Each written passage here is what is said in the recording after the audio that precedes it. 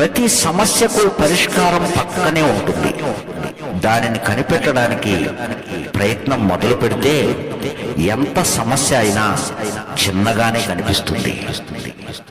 ప్రతి సమస్యకు పరిష్కారం పక్కనే ఉంటుంది. అనుకూలము ప్రతికూలము రెండు లేవు, లక్ష్యమును సాధించుట ఒక్కటే, అంతే. అలా వెళ్ళగలిగిన వాడెవరో, ఇక అనుకూల ప్రతికూలములకు లొంగకుండా ఉండగలిగిన వాడెవరో వాడే లక్ష్యమును సాధించగలడు. గాలి, నీరు, నిప్పు. చిన్న చిరునవ్వు చాలు ఓ స్నేహం ప్రారంభమవడానికి, చిన్న మాట చాలు పెను యుద్ధాలను ఆపడానికి, చిన్న చూపు చాలు కొన్ని బంధాలను నిలపడానికి, ఒక మంచి స్నేహితుడు చాలు మన జీవితాన్ని మార్చడానికి. నిజాయితీ ఉన్నోడు ఓడిపోవచ్చు, కానీ మానసికంగా వాడిని ఎవ్వరూ గెలవలేరు.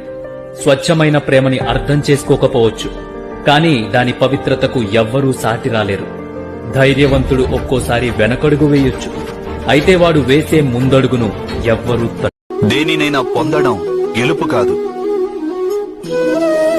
అలాగే దేనినైనా కోల్పోవడం ఓటమి కాదు. ఇదంతా కేవలం కాలమహిమ సుభద్ర. పరివర్తన అన్నది కాల స్వభావం.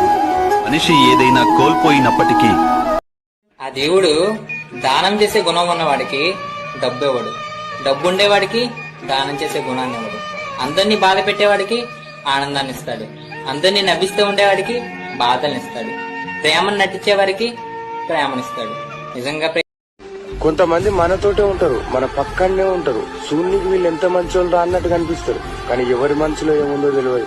మన పక్కనే ఉండి మనం చచ్చిపోయేదాకా కోలుకోలేని దెబ్బతీస్తారు. పాయిజన్ బాటిల్ కూడా సూర్యునికి కలర్ఫుల్ గానే ఉంటది. మంచిగా ఉన్నంత మాత్రాన మంచిగా మాట్లాడినంత. ప్రాణం ఉంది కానీ ప్రశాంతత లేదు, జీవితం ఉంది కానీ నా జీవితానికి అర్థం లేదు. అన్నీ నాతో ఉన్నట్టే ఉంటుంది, ఉండవు. క్షణం సంతోషం ఉంటే బాధ మాత్రం నేట్లా ఎప్పుడు నాతోనే ఉంటుంది. ఈ రోజులలో మనుషుల్ని నమ్మాలంటే చాలా ధైర్యం కావాలి.